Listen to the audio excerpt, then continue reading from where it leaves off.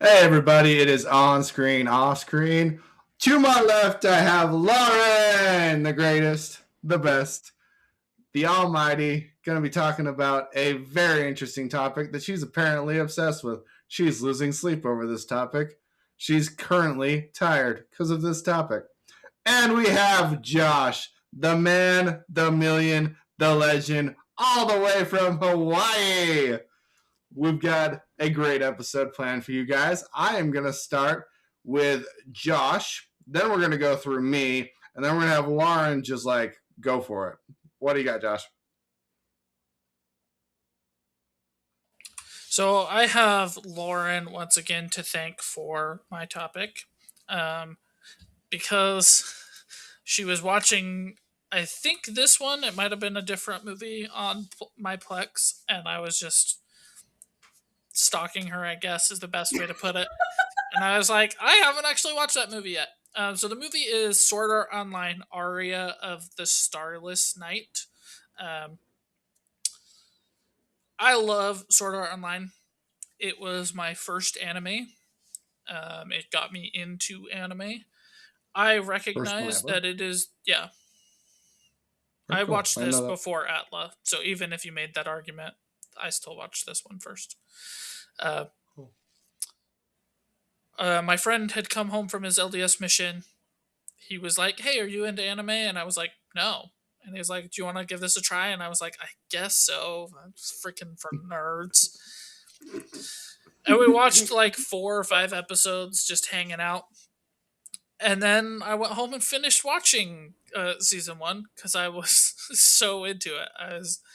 The writing in this is objectively bad. The pacing in this is objectively bad. I For the still original love it show or for this movie? for the original show.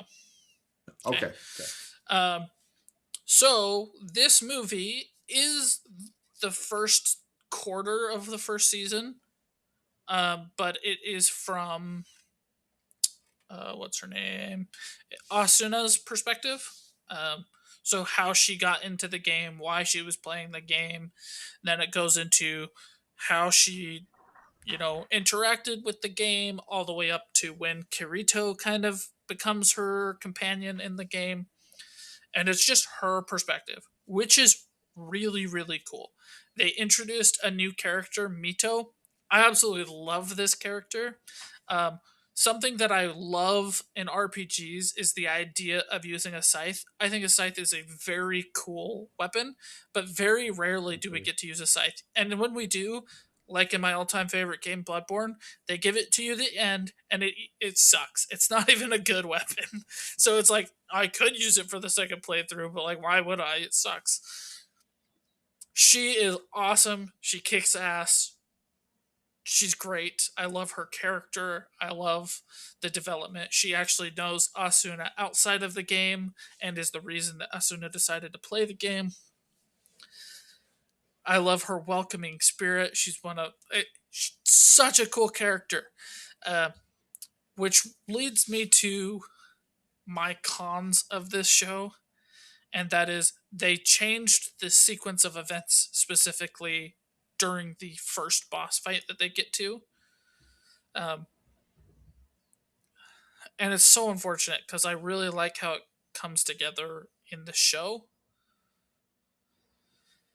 And then they changed it for this, which just sucks. So in the show, they get to this final boss, and it's Kirito and Asuna, and they're fighting. And then Kirito recognizes that they changed the boss pattern between the beta release and the final release. And to me that communicates the beta's players advantage isn't as much as it once thought it was. Nothing is guaranteed. They changed the game. It's not the exact same. In the show, this new character, because they have to include her, Mito, is the one who recognizes that it is a different boss pattern. But they're like, but it's a rare boss pattern that only happens when the boss is surrounded. And I was just sitting there like, the boss has been surrounded in this The entire. show this entire time. And you completely changed it. It changed how I viewed Kirito and Asuna and how they started to bond, because in the show, their first interaction is when they group up to go fight this boss. And Kirito is teaching her about how the games work. And hey, I knew your name because you can see it at the top left of your screen. In the movie, they give that role to Mito, and it's like, now it just changes that dynamic where Kirito is not this person who's bringing her into the functionality of the game, which I think largely is fine. It just changes stuff in this boss room. And then at the end of this boss fight in the show, Kirito becomes the villain of the other players and goes off on his own. And in the Hmm. movie, because it's Asuna's perspective, I guess, she follows him. Hmm. So if you were to watch this movie and then pick up the show, it wouldn't really be complete because they didn't make it fit. So like 95% of this movie I think is genuinely really cool. I like the changes, I like the perspective, I like the changes to animation, I like some of the dialogue changes they made. Two scenes that we've already seen before. It's just that literal like last 5 minutes where I was like, okay, now you're completely changing the dynamic between these two characters. And I love Asuna's and Kirito's relationship. They literally fall in love with food. I literally have a picture on my phone that I sent to somebody that I took on Snapchat that was like, this show proves that the way to a man's heart is through food. And it's when Asuna gives him a sandwich and he's like, this is amazing. But it actually comes full circle because when they first start out, Kirito gives her the loaf of bread with the cream, and she's like, "Oh, things can taste good here." And then she falls in love with cooking, and then they part ways, and then come back, and now she has good food for it. Anyway, don't love the dynamic change that they made there, but I absolutely love the new character. I love 95% of this movie.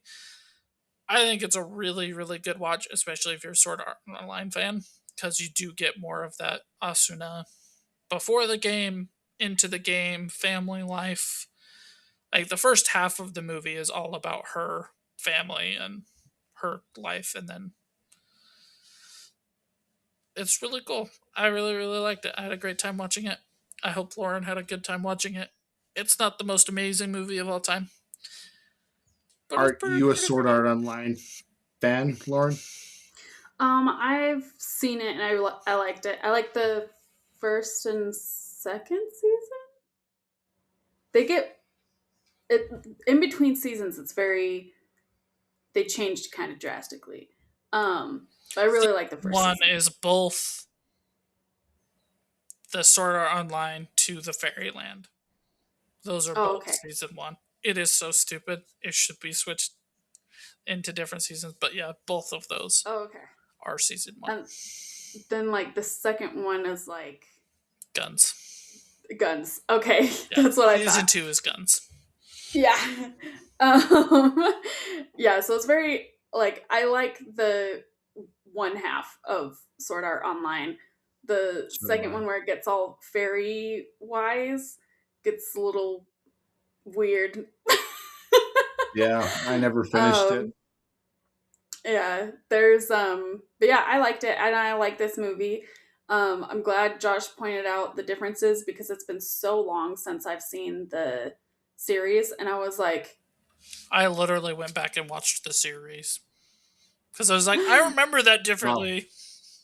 yeah, because that's what I was thinking too. Because I was like, wait, it's like I do not remember this girl, this like her friend, and I was like, she's awesome. I would have remembered her because I love how her avatar is like this old dude. And at first, when her friend comes into the thing, she does not recognize her because she looks like this old guy who's scary. But then when they realize they're trapped in there, everybody's stripped of what their avatars used to look like, and they look like what they actually look like. And it was a really funny scene when this person's like, wait, you're not a girl? It's like, wait, you're not 18. um, but yeah, I enjoyed it. Um, I liked her seeing like her friend being like, "We can't help those people. Like, we will die if we help those people. I know you want to be like this brave person, but we don't have the skill and we can't help them." So it was like really interesting the things that her friend had to do just for like, this is how I can help you. It seems horrible, but this is how we're gonna survive. And so I really like that dynamic too. Cool. Cool. I will watch this because I like the first half of Sword Art Online. I haven't seen it in a really, really long time. I don't remember it very well. I probably should rewatch it, but it was a good show. I did enjoy it. I know Josh loves it. I've thought I should rewatch it for a long time. I just haven't done it. I do really like it. I even like the fairy part of season one. I've seen part of Gun Gale online.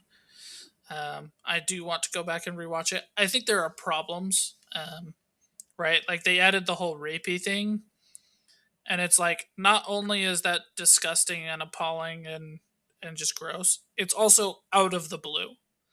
It's not Mm-hmm. something that they had built to during the first half of season one, right? I feel like if they had shown us the outside world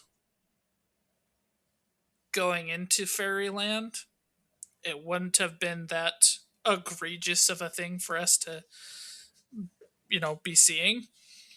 But we end part one, and it's like the dumb ending that doesn't make any sense, that I think is the worst part about the show, to happy, we're gonna go see each other in the real world or we're gonna die, because they don't know if they survived, right? Because they died in game, so they don't know.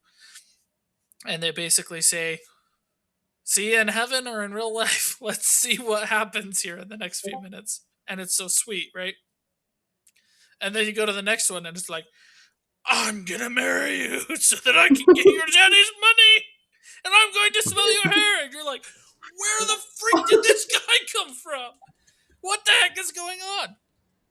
And then Yeah. it's like Kirito has his sister, and you're like, again, if we had been like seeing the outside world, this wouldn't be a big shock to us or whatever. But I do think there are good stuff. There's good stuff in it.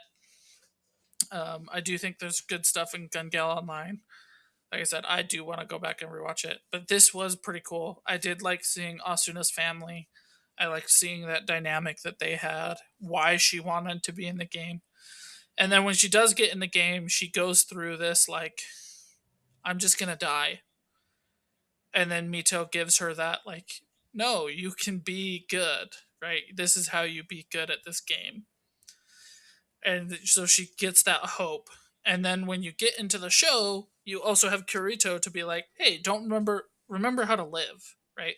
So you get that dual story all kind of cohesively coming together. That is great. It is just these small things that I feel like change the dynamic, because they added Kirito to the movie too.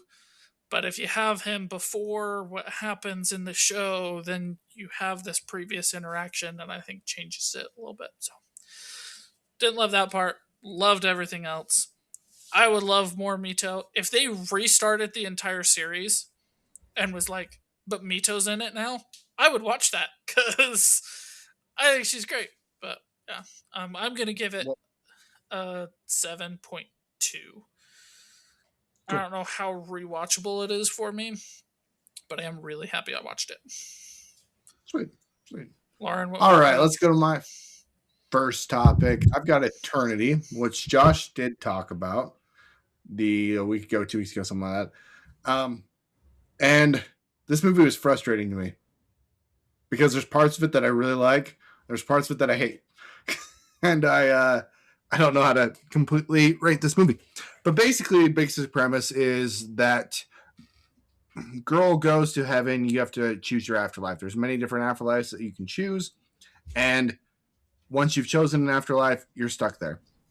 She had a guy that went to war and he died. She dies and her husband is there waiting for her, and they are both there. Her husband that died way back during the wartime, and the husband that had kids with her and that she lived her entire life with.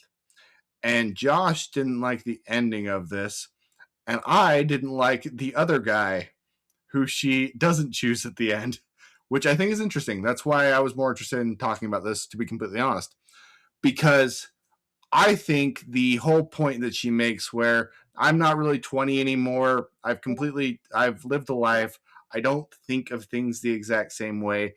I What love is deeper than just this puppy love that we're going through right now. I think that's a very real thing, and I appreciate that they went through it. I didn't like that she has this, like, I'm just gonna do whatever the hell I want and sleep with this guy or whatever, and screw my husband, who I've literally spent most of my life with, who I have had kids with, who I love, and who I've gone through sickness and health with. I need to go have a little honeymoon on a cabin to the lake and screw this guy a couple times so that I can come to myself. I thought that was stupid. I didn't like that at all. I thought it was really dumb. I'm surprised that you like that. I'm surprised you're not morally appalled by that, because normally you would be. Yeah, why weren't you? Because I thought that was disgusting. I was. Who said I wasn't? Okay. So why did you want her to choose old guy, I didn't. military dude? You didn't. Okay, so No. you do like the ending. No. No. No, she is a whore. She is a horrible person. She should have been alone. She should have gone to hell. Okay. So you just took it to a completely different level where you're like, this bitch should burn. What are my two most important qualities that I have in people? Honesty, integrity, and honor. She has no honesty, no integrity, no honor, no loyalty. None of it. She should go to hell. She's a horrible person. When she said, I'm going to go off on my own, I was like, good. Die, bitch. Like, that's what I thought too. But then I was like, if you are going to choose somebody, choose your freaking husband who has stood by you for your entire life. Yeah, and then don't just go like the end. into suburbs paradise. Who the freak wants to go into suburbs paradise? Nobody. You can go anywhere. You can go to the mountains somewhere. You just want to go suburbs paradise? Blah. What were you going to say, Josh? Suburbs was better than beach paradise. Suburbs was better than beach paradise. I will give you that. Beach paradise sucked. Lot worse. There's also clown paradise. There's clown paradise. And then for some reason there's Marxist paradise. Yeah, there's a lot worse places than to be like, I want a home with a little white picket fence. There is for sure worse than that. I wouldn't criticize that. There's worse than that. That is true. There is worse. The cabin was definitely a lot nicer, but there's worse for sure. Okay, we're not as different as I thought. I thought you were rooting for old military guy, and I was like, no, military guy sucks. This is stupid. No, stupid. Whole, like, I really, really like old guy in this, and I think he gets just completely misunderstood, abused, right? He dies because his kids called him ugly, like, and he is just this, like, giving guy. And then he's, like, up trying to wait, and he doesn't know how long he's gonna wait.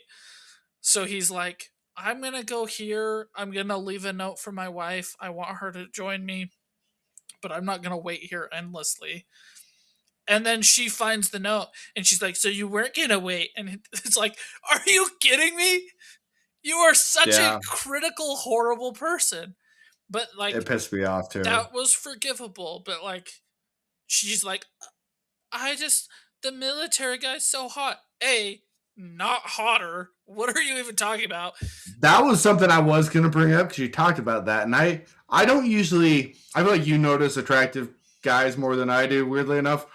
But I don't normally, but I really looked because you said that.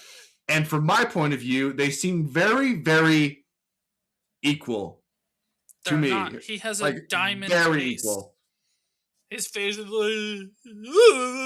Lauren, I feel like you need to watch this movie and be like, which one is more attractive? Because to me, I was watching him and I was like, you both seem equal. With me. Which one do you find more attractive? He asked me if, like, in between actors, except he got one of the actors wrong at first. I answered, and he was like, "Really?" I was like, Okay. "Yeah." But Are they dramatically different, or are they pretty? I felt like they were pretty equal looking dudes. well, he was like, the way he asked me, it's like, I think they're both attractive in different ways. Um, Okay, that's a but I cop I out wouldn't answer. say We need a real answer. I actually agree with that. My actual big opposition to it is he's supposed to be the military guy, but he doesn't give military guyness. He gives me hmm, computer nerd dork. That's And true. I feel like he was told to act like Ben Affleck. And you know who's a sucky actor? Ben Affleck. I'm not actually calling the dude ugly. It's just like he's not I fitting the role that I think he's supposed to portray. the look of That's the my role. thing. Yeah, he didn't look like a military guy. He looked like a computer dork in To me, military they were clothes. trying the entire show. They were like, "He's so dreamy. He's so attractive," and I was like, "He's not. He's He not. looks like a dude. He's not. He's just. He looks like a dude." And I don't know. I don't know. I did say I was partial to Miles Teller. That's the yeah. That was partial Okay. to Miles Teller if he had a beard. Okay. That was when you went wrong the entire time. You woke up in the afterlife without a beard, you Like idiot. him in the gorge. Yeah. Okay. Okay. Yeah. Anyway, I was frustrated by this movie. There were a couple funny spots.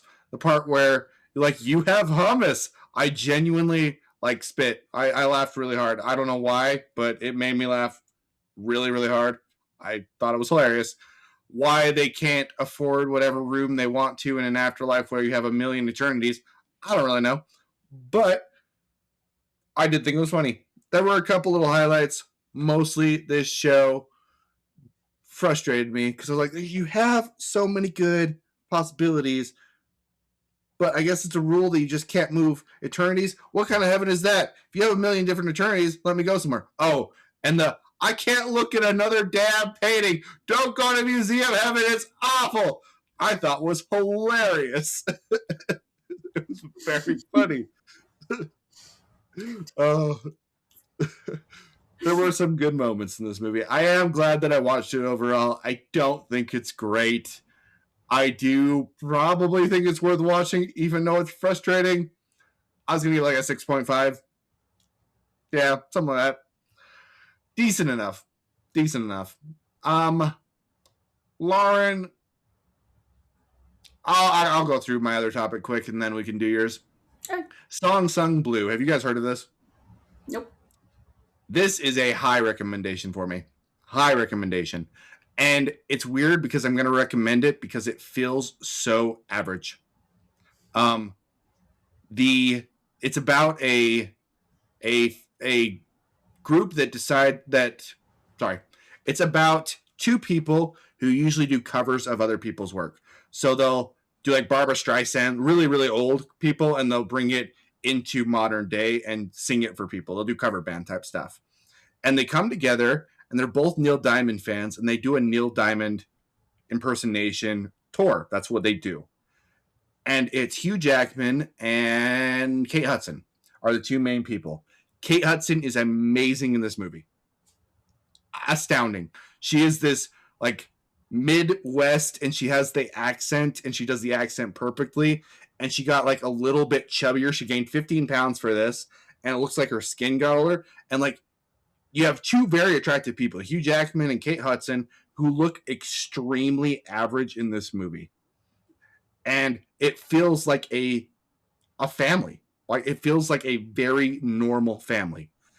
Hollywood almost never does that. There's always these Hollywood aspects to it, but it just felt so legit, like so normal. And I loved that about the movie. It doesn't sound like a selling point, but it really is. Kate Hudson is fantastic in this. Hugh Jackman, as I was watching the movie, I stopped seeing Hugh Jackman and I just started seeing some normal dude, which is weird because it's Hugh Jackman. But they are down on their luck. They're having to deal with medical bills. They've gone through bad shit in their lives over and over and over again, but they have love and they have each other. And it's just cute, but it's not Hollywoodized. It felt like these two people are just in love and they're trying to make things work. And I really appreciated that. It's hard for me to review the show because part of the charm is how average it feels. But Hollywood doesn't do average, which makes it special. So this is like one that came out 2025? Yeah. Okay. Yeah, it just barely came out. And it was an interesting choice for a biopic because it's not about Neil Diamond. It's about a person who does covers of Neil Diamond songs. So they're having their struggles, and he was an alcoholic who a Neil Diamond song changed his life. And he every single year at his anniversary, his birthday, where he goes through a year of I again did not drink alcohol, he sings a Neil Diamond song to all of the people that he went through this struggle with. And it's a touching Neil Diamond song. And the music tells the story really well. I don't know Neil Diamond that well, but I loved the music. They play the Sweet Caroline, blah, blah, blah. And the main character actually gets mad because he doesn't want to sing that song. He's like, he has 100 different songs. You dumb people. All you want to listen to is Sweet Caroline, blah, blah, blah. Shut up. And I thought that was really, really funny. But I want to listen to more Neil Diamond stuff because it was just so heartfelt. And there was so much. There were so many different avenues to these different pieces of music that they would choose from, which I really liked. The Kate Hudson goes through an accident that is shocking. It's one of the you have all this really average, and then all of a sudden you have this shocking moment, and her going through recovery is again just feels very authentic, and she's really struggling, and the whole family is feeling the weight of trying to help the mom but not push her too hard and love her all at the same time. It's such a good family dynamic. I was very impressed with this movie in a way that I haven't really seen before because it didn't feel like Hollywood made it. It felt like your neighborhood made it on an insanely good budget. Is the way I can describe this movie. The music isn't super great. There's a lot of aspects of this movie that really are just kind of like average, but together they turn into something that I think is very special. And it is something that I would recommend that you guys watch. It's hard for me to review, but it's a worthwhile time. It's a special ride. It's a good movie. So this is one where you think the family dynamic is a good one, where it's not like Yes. Okay.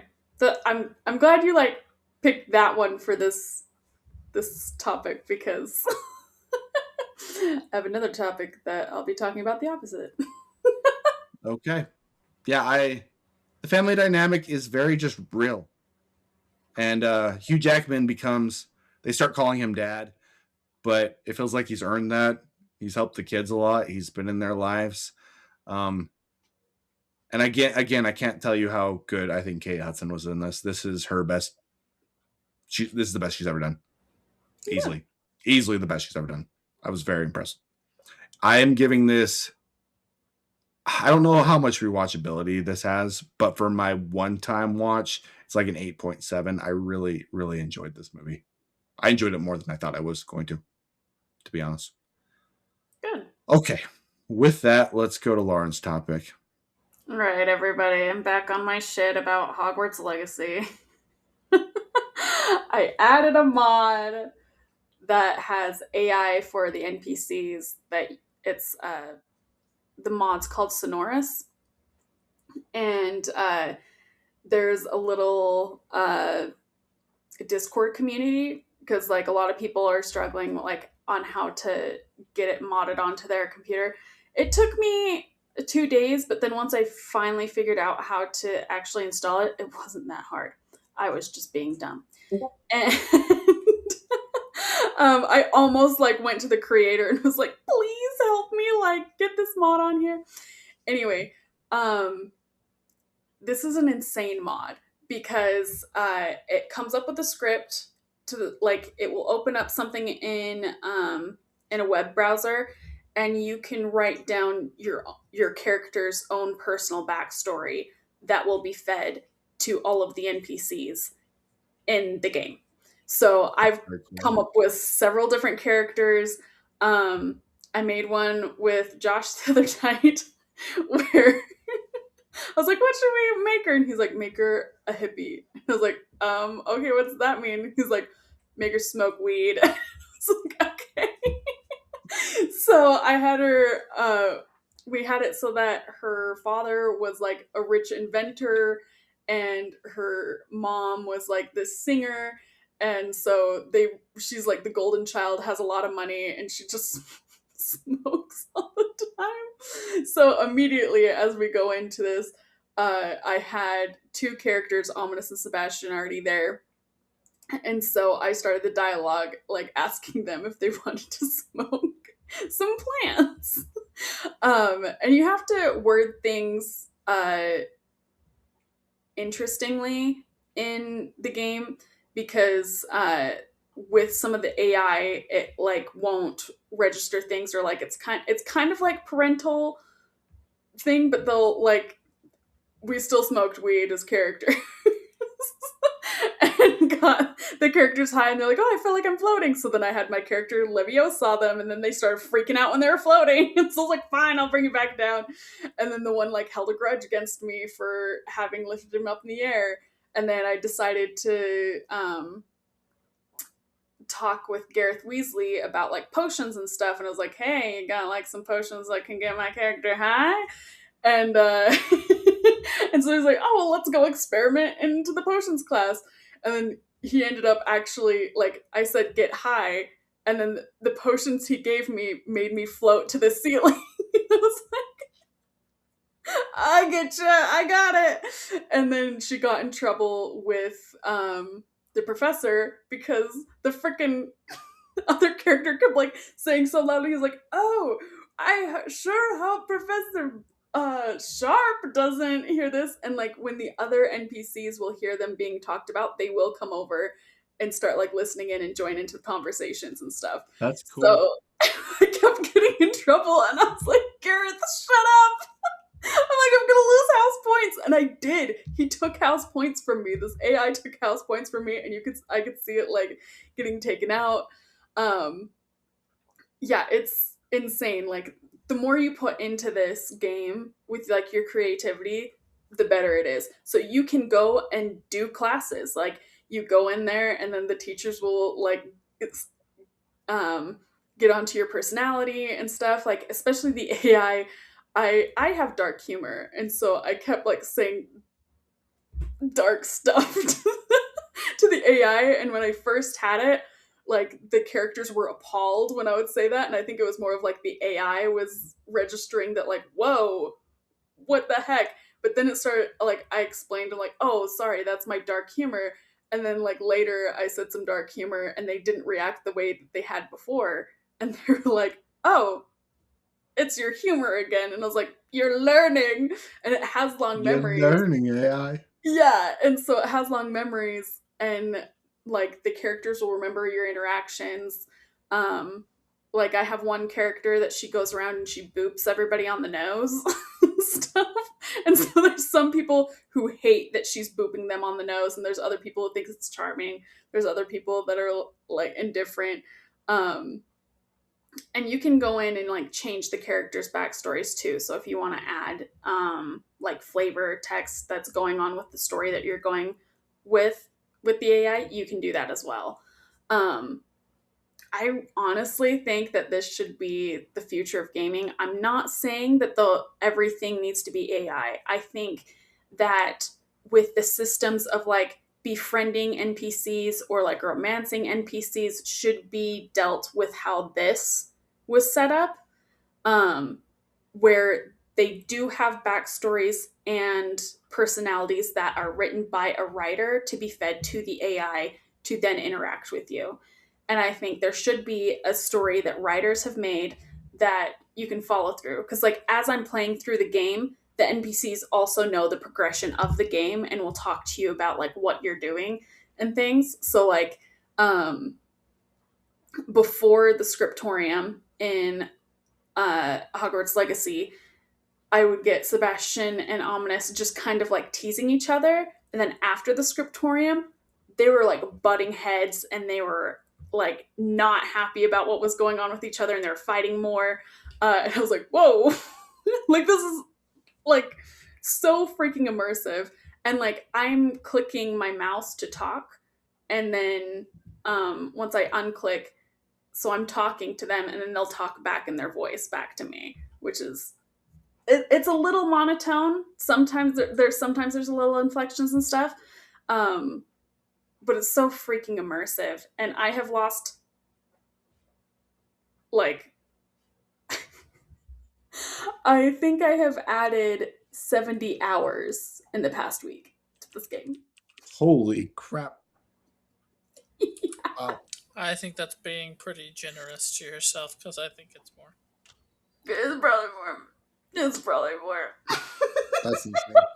I will wake up, get on this game, and then like, yeah, until I can, like get a headache so bad that I'm like, I guess I gotta go to sleep. But yeah, That's I wild. think that this is a great way for like if you like doing D&D and you like the role play part of D&D, get this mod. You have to pay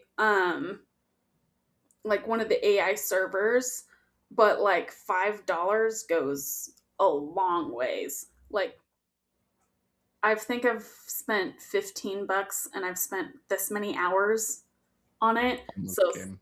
yeah. So $5 would go a long way for anybody else who's not obsessed like me. But I also have like I love improving and like improving with the AI is just like spiraled everything and it's so fun to me. Cause like the worst thing about like being in an improv thing is like you have like something that you're like pushing and somebody's like, no. And then just does nothing. And like the AI it won't like it will add on to your ideas and stuff because like I had one of my characters get like a cursed ring and it just kept being like I was like, okay, how can we get this cursed ring off? So we're gonna have to go research. And Sebastian's like, yeah, we're gonna go to the restricted section. So we go to the restricted section and we're like looking for books. And he's like, okay, I'm gonna research these things. This thing has something about herbology, so you need to go talk to Professor Garlic, but don't let her know that like we got these books from the restricted section. So like we were making our own quests as we were going along. And like I would just like hint on something like I was like, oh, what is this ring? I'm gonna put it on my finger. That didn't feel nice. And then the game was like, haha, yes.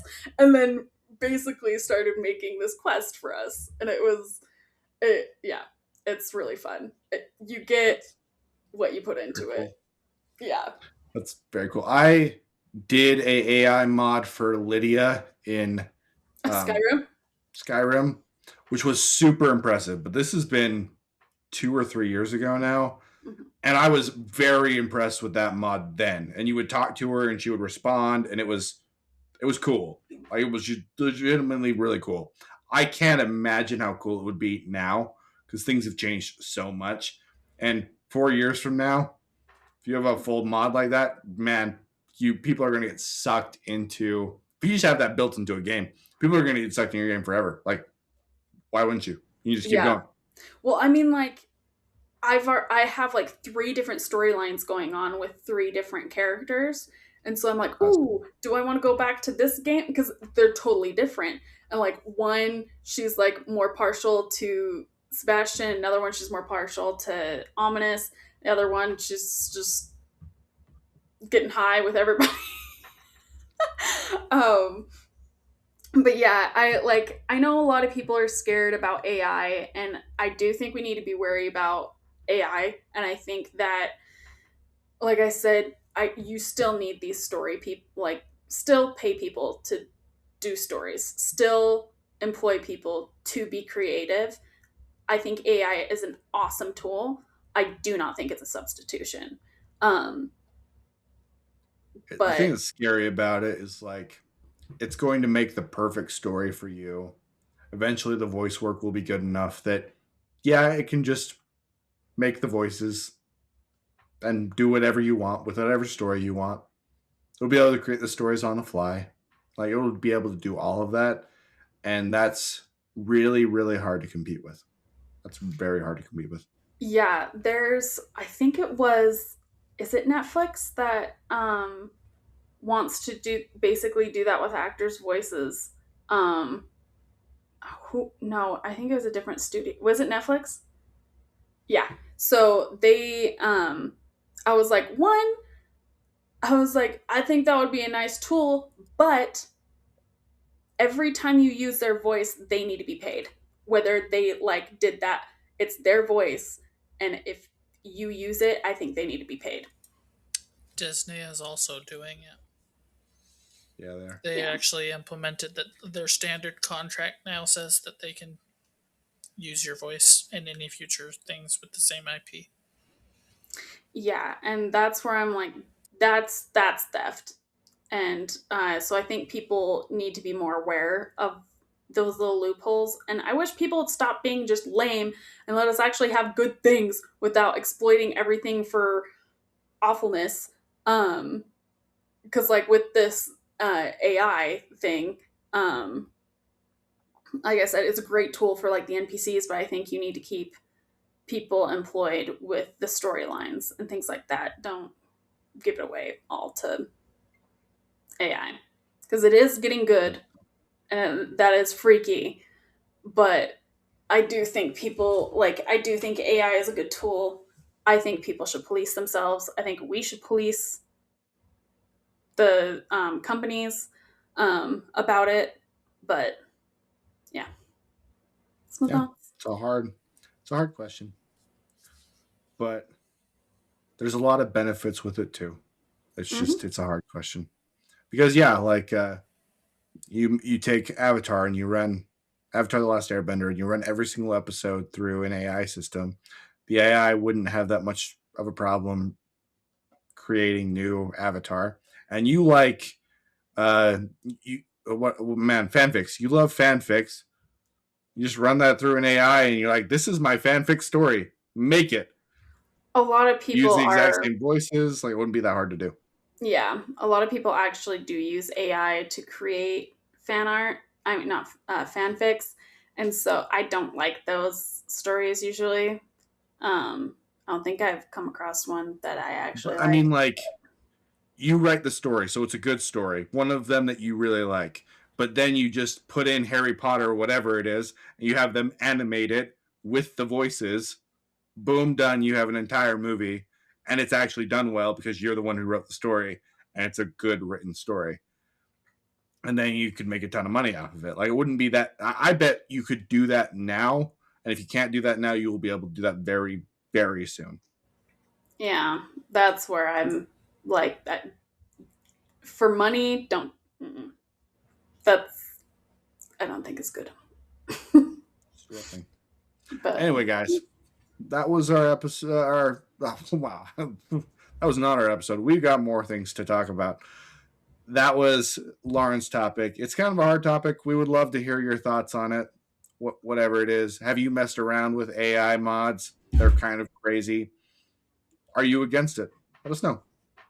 All right. With that, we are going to go to our shared topic. In Your Dreams is what it's called. And Josh, why don't you take it away? So this is animated movie from a studio of some sort of name, and I don't remember which one did it. wasn't it Netflix? Netflix produced Netflix. it. I was gonna say Netflix, but I didn't want to say that, and you guys be like, "No, it was Pixar." Okay. Yeah. So to get started, it's a brother and a sister. Parents are struggling. They decide to take on the responsibility of fixing the relationship. They find a magic book about the Sandman, and they have to go into their dreams to meet the Sandman to make their dreams come true, and that is their plan to save the marriage, save the family, save the relationship. Uh, I like, in general, the brother sister relationship, the way that they interact with each other, is like 95% there. It feels authentic, it feels really good, um, it feels like a brother and a sister. I think the animation in it is really, really good, except the main girl's hair really bothers me. The Hmm. entire movie, I was like, why? Stop being the way that you are. And I can't like point at something to be like, that's the problem. It was just like her hair, just in general, bothered me the entire time. The mom's hair also not great, but the two boys' hair worked. But like Okay. the daughter, her hair the entire time was just atrocious. Um, my next note is, oh look, yet another kids movie where the parents are having problems and it's up to the kids to fix it. It's It Takes Two meets Coraline. I've already given my spiel about why It Takes Two is terrible and not doesn't give a good message. And Coraline is literally the worst movie that's ever been made. So yeah, it is unoriginal. It is uninspired. It is Um, they add their own donkey esque character, but they made him worse than Jar Jar. They just made him obnoxious. They kept making him Wow. gags over and over again. He has zero redeeming qualities. Um, in the previous episode, I talked about K pop demon hunters and how I believe that there's two ways to make something special: do something really, really well, or do something new. This movie does neither of those things. It is a bag of crap that I watched. Oh, that was brutal. That was worse than I thought it was gonna be. Wow. I originally stopped watching it halfway through because it pissed me off, and then I was like, no, I should finish it. It's a shared topic. But I Wow. did turn it off. Okay. So, what was your rating, Josh? I'm going to go with the 3.4. The Okay. animation of the Sandman is really good. I liked the dream sequence. I thought it was pretty unique the way that they did it. Um, Mhm. I liked the way that the brother and sister interacted with each other. Like I said, it felt pretty genuine. I like that they both had to accept each other's dreams, right? Like she had to use the dynamite punch and he had to, do stuff. And that was really cool. I think my biggest frustration with this movie actually is the fact that I saw a good quality movie sitting right there. This could have been another Golden Fleece thing where you don't end up where you thought you were going and the journey itself is the entertainment. Like, what if they went in the dream to save the relationship, but in the dream they find out that they can't save the relationship, that the relationship is bigger than them, but they still have to conquer their fears? They still have to That's where I thought accept it their was going. fears. They could have learned to grow and been like, hey, fears is a really good is something that you have to accept and it is something that pushes you beyond the boundaries, like we got in The Good Dinosaur. But we didn't get that. We got a big pile of crap. Okay. I'll go next because I like this way better than Josh did. I what Josh just said is literally what I thought they were going to do with the movie, and I do think it would have been better if they would have had the girl have to realize I can't hold everything together, but I still don't hate the movie. Me and Josh disagree on It Takes Two a lot, and it's because we have different life experiences. Really, what it comes down to. I love It Takes Two. I genuinely, truly, absolutely love that game. And when I was watching this, I was like, well, they saw someone played It Takes Two and was like, hey, what if we did that from the kids' point of view? Because that's basically what this movie is. The art style feels very similar. It feels whimsical in the same way. And where It Takes Two worked for me, this movie worked for me. I really enjoyed it. We do, I do have to address the stuffed animal because absolutely 100% they were trying to do the donkey character. And every single time I watch a movie where they try to do a donkey character, it doesn't work. And I'm more impressed with Shrek and the fact that donkey works so well because it shouldn't work. It doesn't work in anything else. It doesn't work in this. He's not awful. I didn't hate him, but he's not good. And the whole part where they're having the laser farts, which was dumb, I was still like, what are you guys doing? The little kid would see laser farts and be like, this is awesome, and grab the donkey character and be like, but they don't do that. Why did you mess that up? Why'd you mess that up, Netflix? That was stupid. Shouldn't have messed that up. I liked the Pirates of the Caribbean ride part where they wake up and they're on the boat. I thought that was really good. I thought the animation was fantastic in that section. I think the Sandman's done well. I like the music in this movie. I do think it's whimsical. I had a good time. Is this a great movie? No. Is it? I mean, they stole It Takes Two and put kids in it, and so is it original? No. But it was enjoyable to me. I'm glad that I watched it once. Go ahead, Josh. Oh, I was gonna say it's even more egregiously Coraline. Oh, Like, I haven't seen Coraline in a very, very, very long time. I don't remember it. the plot is the exact same. It's the exact same. Okay. They go stole into a Coraline, dreamlike apparently. sequence. They want to steal the kid, so they make the kid think that it's real. Like, that is the exact plot to Coraline. Oh, yeah, they stole Coraline, apparently. I had a good time with it. It was enjoyable. I do think I like the family dynamic, actually, for the most part. I think it could have been better with Josh's way of having it end, but I was not upset with the way it ended. The family felt authentic. Brother sister relationship was very charming. I really liked I was going to write down the song lyrics, but the Chuck E. Cheese type song, and I was like, if you are going to do a Chuck E. Cheese song, oh, don't you like your pizza hot like this or something like that? I thought it was great. I was like, good job, Netflix. If you're going to bring back that Chuck E. Cheese horror, at least come up with some good songs. It was enjoyable. I gave it a 7. I don't know if I'll watch it again, but I genuinely had a good time with it. Lauren, why don't you close us out? Where were you at? Slightly above Josh. I think I liked it just slightly more than Josh, but I definitely it's a 4, and I'll tell you why. Okay, that's fair. I did like the sibling aspect. They felt like true siblings. And like, oh, there were some dream things, like when her in the nightmare when her teeth were falling out. I don't who that just so visceral to me, and I was like, I can't that like I can't even be like, oh yeah, I've had that dream. That was just like a horror movie to me right there. And I was like, I can't. Oh my gosh, I wanted to throw up. That's what I thought about the avocado thing. I was like, I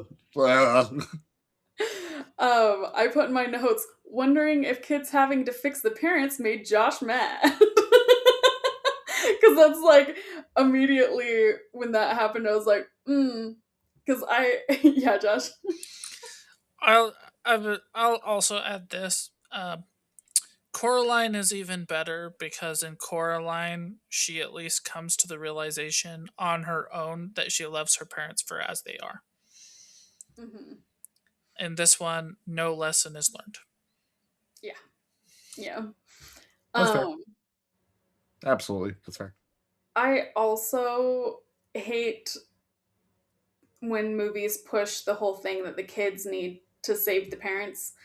It seems to be in a lot of stuff. It was also something that, like, when I was growing up, I remember a leader telling me, like a trusted adult telling me one time, she's like, I think that your purpose here is to bring your family back together. And it wrecked me because I tried really hard and there was nothing I could do. It wasn't up to me.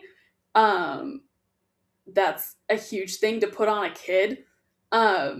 And then like people are like, "Oh, well, if you just have enough faith, it'll work out." So then I thought I was the worst person forever in the world because I That kept sucks. failing. So I also hate when movies put that message. Um, and then yeah, Josh. Sorry, just another 2 secs. It is in a lot of movies, and I don't appall the idea that it is in movies. Um, we're both kids of divorce. It is something that happens. You got told you were supposed to fix the relationship. I was told not to make it worse and not be a burden. Um, I appall that things like It Takes Two say it is your purpose as a child to fix the relationship, and that is the correct thing to do. A lot of them come back, like I mentioned, Coraline. And Coraline, she accepts, like, hey, I need to love my parents for who they are. Some do it well. Some say that's a real thing that happens. Sometimes you get told, or sometimes you feel like they're getting divorced because of me, or I'm too much of a burden and I need to fix the relationship. That does happen. Is there one where you think it's actually like really good? Is Coraline an example of really good? What's a really good example Well, to you? If Coraline you get is one. appalling still because it's super freaky. But her parents aren't getting divorced, so it's also different Okay. that way. Okay. Nothing comes to mind off the top of my head, but I do believe that there is some. Let me What about do like some research. Parent Well, Trap? Parent Trap is just goofy. There's not like a, Just goofy. Okay. yeah, it's just the kids taking it on, not because it's their responsibility, but because they think it's fun. Right? That's a different Okay. mentality than saying, hey, kid, it's your responsibility to fix it because you're the reason they're getting separated. Right? Lauren, go ahead and keep talking. I'll do some Googling and see Okay. if I can find one. I liked the use of both the Sandman songs in this. That was something that made me giggle. Like when they first did like Sandman, bring me your dreams, or I was like, yeah, of course they're gonna use that song. And then but I like immediately clocked that I was like, he's not a good guy because of the way he was treating his little dream stars and stuff. And I was like, I don't like him. And in the book, he looked freaky. He didn't look hopeful. He looked freaking like he was like, I'm coming for you kids. Like,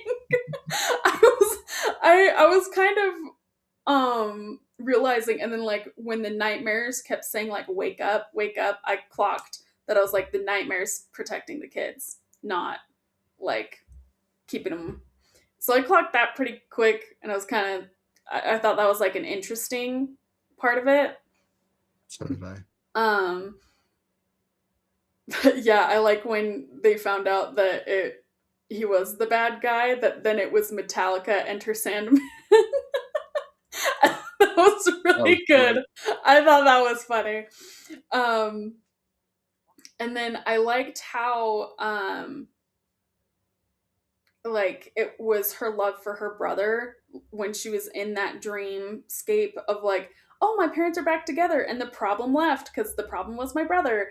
And then she realized, actually, no, I love my brother and all these things. And that's kind of like what brought her um, out of that dream. And then I totally agree. The stuffed animal was the worst. As soon as he opened his mouth, I was like, Baloney Tony, already like gag worthy. Like the name was awful. Worse than Jar Jar. I think it's for Jar Jar. I actually What are you guys talking about? No listen. way. That is so much worse. I have an opinion about Jar Jar that nobody shares with me. I don't Do you mind Jar like Jar Jar. Jar? I like Jar Jar. So, Misa, think you are wrong.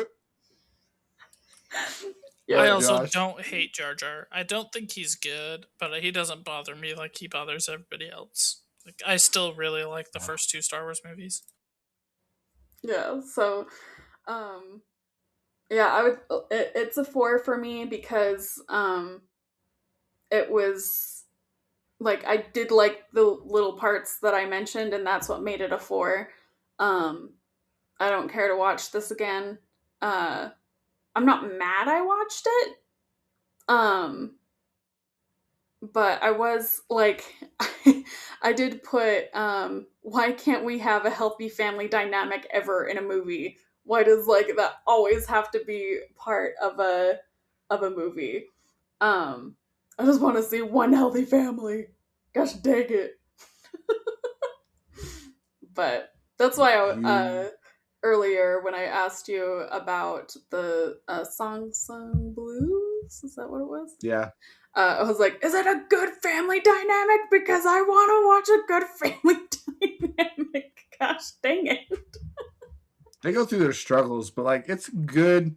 They just support each other, which is Yeah. cool. That's because, They like, just support each other. I feel like a lot of movies are like, hey, we're struggling, so we figured that our best options is to split amicably and just not actually deal with any of our problems, and we'll go find somebody else until we have problems, and then the best thing to do is split amicably, and it drives me nuts. I'm like, I feel like relationships have their ups and downs, and it's what you do on your downs that make you have your ups. And so when Yeah. people are like, our only option is that we have to split up, and that's okay, and I'm like, sometimes, yeah, that is okay. But I hate that that's like what's been like a driving narrative in Hollywood, and then I feel like in people's lives, because it adds to a lot more of casual relationships because people are like, well, I can just bail. Have you seen the Mitchells versus the Machines on Netflix? Yes, I love it. Okay. I was like family dynamic, good family dynamic. I love that movie. What were you gonna say, Josh? Um, you had talked about Mitchell's versus the Machines. That one talks about it being similar plot um, in AI. I don't actually know. I haven't seen it. Um, It's great. It's good. but Captain Fantastic. I That don't movie's know. amazing. Okay. I So good. literally started watching it, thought it was kind of weird, and I turned it off. But I'll actually watch it. I love Captain Fantastic. I think it's really, really good. Okay, cool. I'll actually watch it because my Sid wants to watch it really bad for some reason. Just seems like a weird movie to me. It's a But great movie. I will try it out. I'll try it out. Cool. I That was a do good have example. All one right. last complaint about this movie while we're talking about it. Yeah, It was so stupid that the parents entered the dream. That literally, I was like, that is such a stupid decision. I agree. Actually, I Why need to did drop they my choose score down that a little bit to be the ending? I didn't love the because that was a parents. dumb choice. Actually, I thought that they sucked. Um, Oh, I didn't think that. But yeah, they were too perfect, and they they didn't fit into this problem creating environment that we're supposed to believe in. Um, but yeah, I didn't love that they came back, and I also thought it was dumb that they didn't just wish to break the thing. So the son and daughter fall, right? Or the son falls and the daughter jumps after, and they grab hands and they're like, I was wishing for a jetpack. And he was like, I wasn't thinking that at all. And I was like, just, I wish the hourglass exploded right now. I wish I woke up in the real world.